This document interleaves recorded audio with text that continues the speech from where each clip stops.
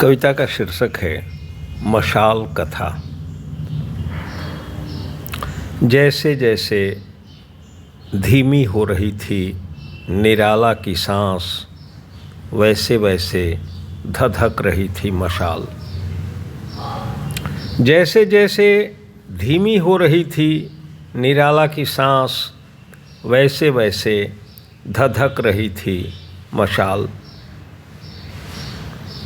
इस मशाल की रोशनी में कभी दिखाई देता था 7 समंदर पार। इस मशाल की रोशनी में कभी दिखाई देता था 7 समंदर पार। इस मशाल की रोशनी में गुलामी के दौर ने गाए आज़ादी के गीत। इस मशाल की रोशनी में गुलामी के दौर ने गाए आज़ादी के गीत। जलती तो चिटक चिटक फूटते थे शब्द, दिशाओं को मथती यह मशाल राजनीति से आगे जलती थी, राजनीति से आगे चलती थी। जलती तो चिटक चिटक फूटते थे शब्द, दिशाओं को मथती यह मशाल राजनीति से आगे चलती थी, राजनीति से आगे जलती थी।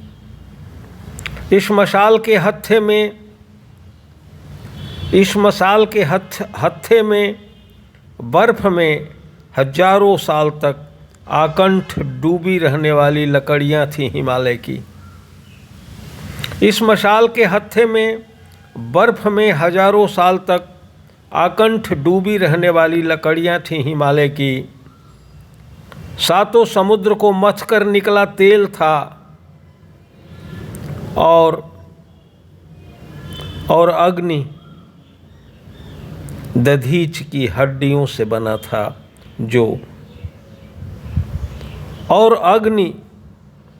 दधीच की हड्डियों से बना था जो वज्र उससे आई थी।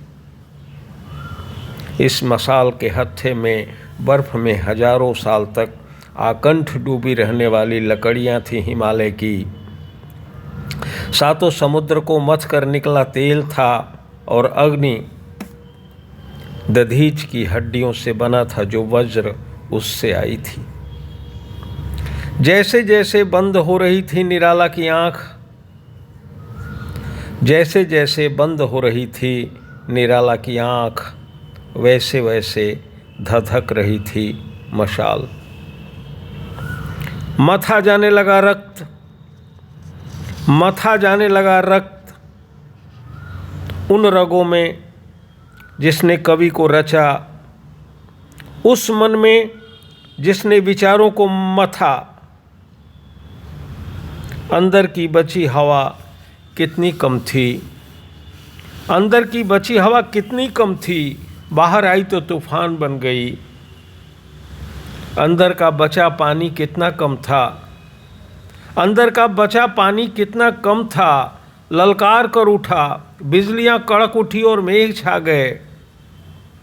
सिर उठा तन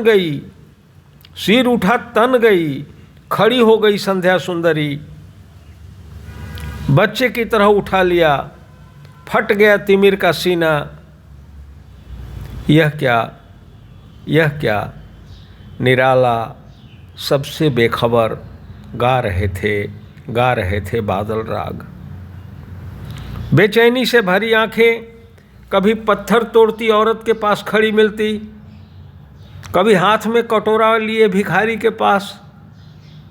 अंदर अंदर घुट रही थी आवाज़, अंदर अंदर घुट रही थी आवाज़।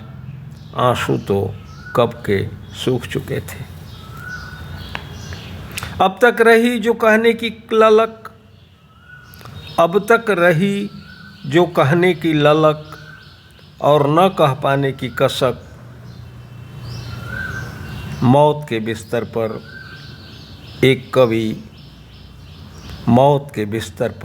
कवि, हाय कितना असहाय। जैसे जैसे छूट रही थी जीवन की आस, जैसे जैसे छूट रही थी जीवन की आस, वैसे वैसे धधक रही थी मशाल। दुनिया के सबसे बड़े लोकतंत्र में विरोध की जगह तो होनी ही चाहिए। दुनिया के सबसे बड़े लोकतंत्र में विरोध के लिए जगह तो होनी ही चाहिए। बड़े कवि हैं निराला, विरोधी हैं प्रधानमंत्री के। बड़े कवि हैं निराला, विरोधी हैं प्रधानमंत्री के। जो होता है हर सच्चा कवि, गिन रहे हैं अस्पताल में अंतिम सांस। उम्मीद कम है बचने की। जाकर कहिए, आकर देख ले एक बार। सभी लेखकों ने जाकर कहा था दिनकर से। सभी लेखकों ने जाकर कहा था दिनकर से। दिनकर गए, दिनकर गए। राष्ट्र कवि थे, सत्ता के सुखी थे, पर कवियों के कहने पर गए। स्वर दबा सा था, नेहरू की कृपा थी सब पर। बच्चन जी विदेश हो आए थे। कौन क्या था, कहाँ था कि गिनती पहाड़ा में। कौन क्या था, कहाँ था, इस गिनती पहाड़ा में मेरी कोई रुचि नहीं। लेखक अच्छा खाते थे, पीते थे, जीते थे, सब जमे थे नेहरू की दी हुई कुर्सियों पर। सबका आना जाना गाड़ी से होता था। सबका आना जाना गाड़ी से होता था। ठीक ठाक थी सबकी जेब। आश्वासन था आएंगे और नहीं आए नेहरू।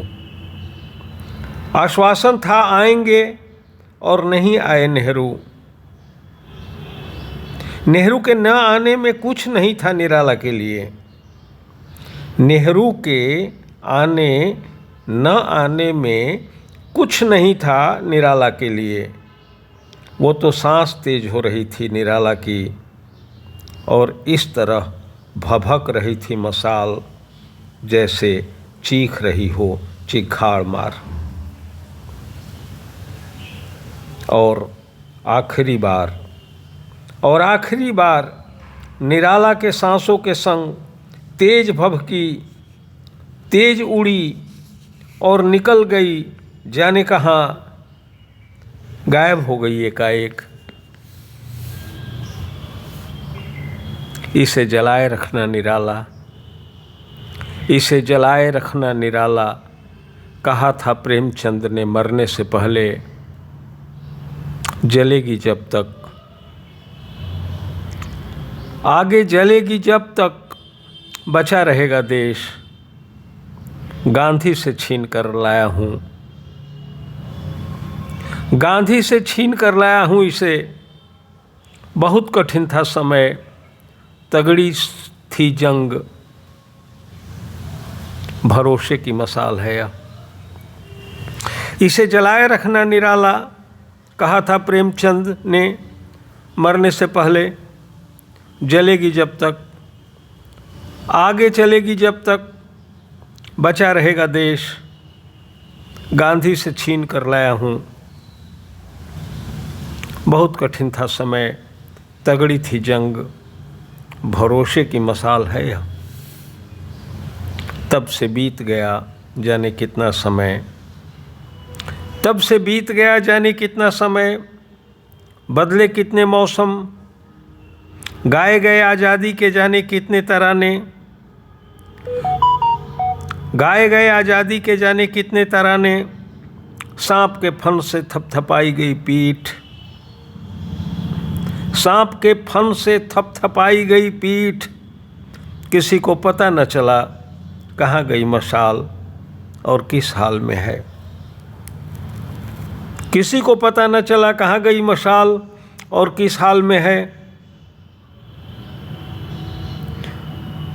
बाबा नागार्जुन ने की मसान साधना। बाबा नागार्जुन ने की मसान साधना। 7 दिन 7 रात किया विश्वामित्र की गायत्री का विधान। उनके पास आई मशाल, बताया कि नेहरू के न आने से नहीं बुझी, नेहरू के न आने से नहीं बुझी, न निराला के सांसों के संग उड़ी। यह झूठ है, यह झूठ है कि वह उड़ी, अफवाह है, सरासर साजिश है यह कहना कि वह गायब हो गई, सरासर साजिश है यह कहना कि वह गायब हो गई। नेहरू नहीं आए और जब बुरा नहीं लगा किसी लेखक को, नेहरू नहीं आए और जब बुरा नहीं लगा किसी लेखक को, जब नहीं किया किसी लेखक ने नेहरू का विरोध, जब किसी लेखक ने नहीं छोड़ा अपना पद अपनी सुविधा,